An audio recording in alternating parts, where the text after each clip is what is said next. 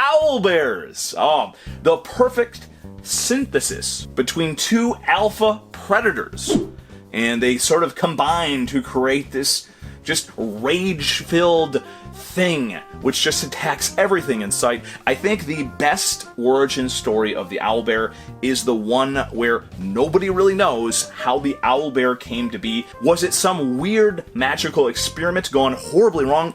You don't know. They're a very good thing to toss in and make battles chaotic, because an owlbear will just take on anything. It'll take on a dragon. An owlbear does not care. Owlbears are like quite simple, really. It's a bear owl thing, makes cool noises. But what is it exactly? Is it a bear that's also mixed with an owl? Is it just a flightless owl that is now the shape of a bear? I don't know, but either way, mages have got to be stopped from making things like this. The first time that I threw an owlbear at the party, they didn't know what it was, right? And they just heard the name and went, "Ooh, that's stupid, owlbear, dumb name." But then I put the token down on the table, and it wasn't even any help because it was such a cute little token with a great little picture that they were like, "Oh, it's so beautiful, we love it." And in fact, after the fight, my wife goes, "Hey, can I keep this token?" And now she keeps that picture of the owlbear in her wallet, right? She doesn't have a picture of me in the wallet. She doesn't have a picture of the cat. She's got a picture of an owlbear. People love owls, people love bears, and it seems like all players, if given the slightest chance, will try to tame and train owlbears as companions when they are meant to be these incredibly dangerous monstrosities. Ultimately, I think people just have a fascination for hybrid animals because it's the basis of so many mythological creatures, so you really just can't go wrong with an owlbear. If you don't already understand why owlbears are the best, I can't help you.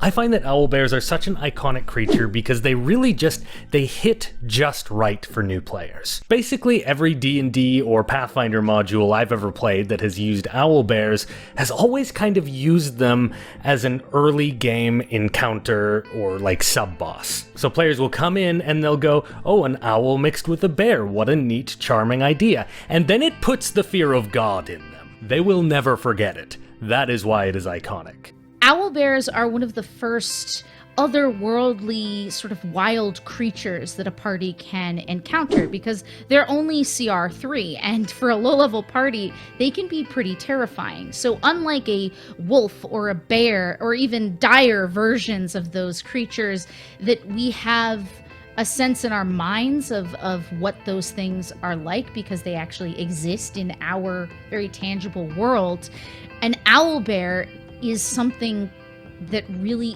is evocative of the fantasy genre. Owlbears in Dungeons and Dragons. What a classic creature.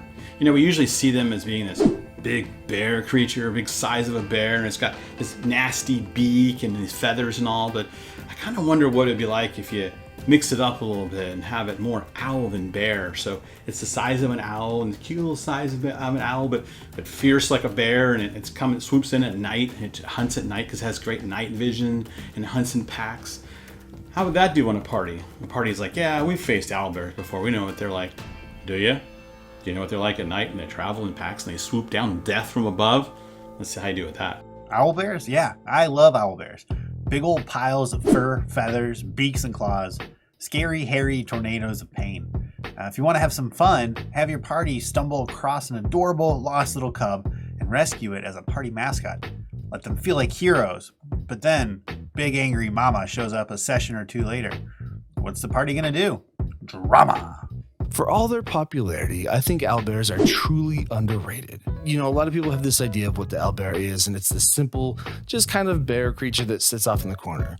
But I feel like with any sort of fusion animal, you have a lot of room to play around with it. Give it some wings. Don't make it fly, do this silly goofy thing, but maybe it can glide down. Maybe then it changes like how it attacks. Maybe it then becomes an ambush predator. You're just kind of sitting there, you look up, you see a bear, and then it glides at you from 100 yards away. Play around with these different fusions, make it more owl, more bear, and see what kind of enemies or encounters you can even come up with. Throughout D&D history, the owlbear is known as one of the most aggressive and ferocious monsters that a party could face. Over the past generation or so, their reputation has changed slightly, as a lot of players will have their characters either trying to tame an owlbear to have as an ally or to raise one up from a cub. But encountering an owlbear out in the wild, if you're a new player, don't be fooled by the feathers and fur. Underneath all of that cuteness is still a ferocious monstrosity deep down inside. I actually fondly remember the first time I encountered an owlbear, I was about 15 years old then, and my dungeon master uttered the words owlbear, and I looked at him with a face saying, dude, I know we're playing a ridiculous game, but this is just getting way out of hand. And then he showed us the artwork.